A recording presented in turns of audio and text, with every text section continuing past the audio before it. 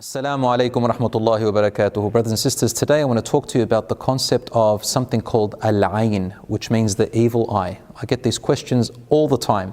And before I talk about it, I just want you to know not to get paranoid about what I'm about to say. And that al-ayn, or the evil eye, or envy, or people who jinx you or are jealous of you and things are going to go wrong, this is very, very rare. Now, Islam does not support superstitions and supernatural things. However, sometimes there are things that happen around the world which we just can't explain or don't understand fully, and the Qur'an comes and talks about it a little bit, and Prophet Muhammad, peace be upon him, talks to us to know how to protect ourselves and identify it. So al-ayn literally means the eye, and the Prophet, peace be upon him, did say, which is narrated or collected by Sahih al-Bukhari, he said, al-aynu haqq, the evil eye is real. In all of the biography of the Prophet ﷺ's life, and in all of the history of the Khulafa al-Rashidun, which is about 30 years or so, I only came across 2 or 3 instances where it reported something about the eye. One of those instances is actually reported in An-Nasa'i and Ibn Hibban, one of the hadith collection books. In the time of the Prophet ﷺ, one of the companions, an Ansari they call him, he had extremely nice skin and a very nice complexion. So he took his shirt off and went into a river, and when he came out, another companion saw him, and he was so amazed and amused by the way his skin was and his body was. So he said, "Oh, not even a virgin woman inside of her oasis." It's a common thing the Arabs used to say. In other words, he says he's got even nicer and cleaner, softer skin than a woman inside of her oasis. Immediately the man fell to the floor and he became sick and couldn't move with extreme fever and I don't know what. The Prophet, peace be upon him, heard about it and they brought him, and then he said, "Do you know who said such and such, or do you assume anyone?" And they said yes, it was obviously that man. So he brought him and he said, "Ala barakt," which means, why couldn't you just say Tabarak Allah? Oh, how God has blessed him. And that's one of the things you say when you are amazed or amused by something that you see. So what happened after that was that he got the man to wash himself with some water, and he put this water in certain ways onto the sick person. He was cured by the will of Allah, and obviously he's the messenger of God who did that. Now, brothers and sisters, Allah tells us in the Qur'an to seek refuge in Him from every envious person. وَمِن شَرِّ حَاسِدٍ إِذَا حَسَدَ, from every envious person when they envy. And one lesson we learn from that is Islam teaches us not to parade our belongings and our beauties and whatever we have and show them off to the world, which is a very common thing now done on social media. People, they parade everything about themselves in the meaning of getting attention or followers or likes. Maybe some people are quite sincere, they want to share their stuff with their family and friends, but you've got to be careful. There is something called the evil eye and envy. Even if people don't jinx you in a certain supernatural way, people do have something against other people and they get very jealous that they have it in for them, and they gossip about them or they try to destroy what they have. So envy is when you're amused by something and you wish that you could have it.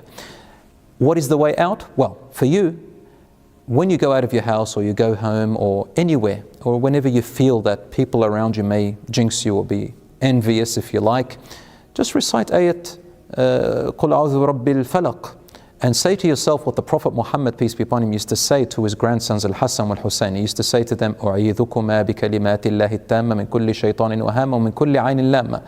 I seek refuge in Allah and in His protection upon you from every shaitan, from every evil, and from every foreign object or bad object that comes by. And I seek refuge in Allah from every evil eye against you. So this is what you say.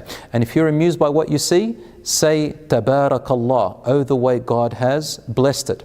And if you are amused by something you have, sometimes people look at themselves in the mirror and they get amused by themselves and give themselves the evil eye. I've heard this before. Say Masha Allahu can. Or you can say Masha Allah, or you can say Masha Allah La quwwata illa billah. And this, we get it from Surah Al-Kahf, the story about the 2 men with one of them had a garden, and he was so amused by what he had built and what he had planted, and he said, "Oh, this is the best," and he was so boastful and was ungrateful. And then the righteous man says to him, "At least say Masha Allah, la quwwata illa billah, oh, what God wills, and there is no power except in Allah." He refused to say it out of arrogance, and Allah subhanahu wa ta'ala wanted to teach him a lesson from this. The next day a storm came and took it all away. So brothers and sisters, we learn these lessons to show us that in Islam, it's not good character to show off our stuff and to parade it. There are other people who are not fortunate like us. Some people, they may look at other people and think, well, I wish I had what they have. And with Muslims, we have compassion towards each other, even with that sense. At the same time, you don't want people to envy you. So brothers and sisters, be humble. And as the Prophet ﷺ said, "Man tawada'a lillahi rafa'ah." Whoever humbles themselves for the sake of Allah, Allah will lift them. And wealth at the end of the day is about your happiness, your righteousness. You love your iman and yourself, and you want to improve yourself, and you appreciate whether you have a lot or a little. Finally, I saw a little kid today who said, "Look how rich I am." He's got 2 5 Australian dollar notes. And I said, you know what? A wealthy person is not the person who's got a lot.